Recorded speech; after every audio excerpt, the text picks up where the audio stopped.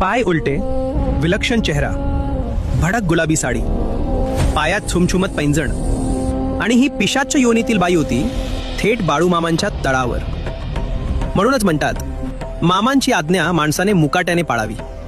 एकदा हरी वडेर मामांना भेटायला गेले. मामांजवळ मुक्काम झाला. रात्री जेवण झालं. मामांनी चिली मोडली, गप्पा रंगल्या आणि रात्र खूपच पुढे गेली.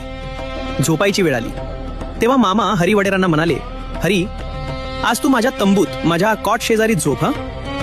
पण हरीच्या मनात वेगळंच चाललं होतं. मामांसारख्या थोर विभूतींच्या इतक्या जवळ झोपणं आपल्याला शोभत नाही.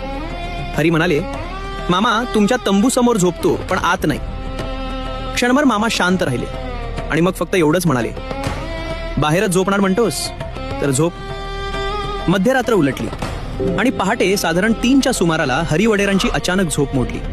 कारण छुम छुम छुम छुम पैंजणांचा आवाज अगदी कानाजवळ.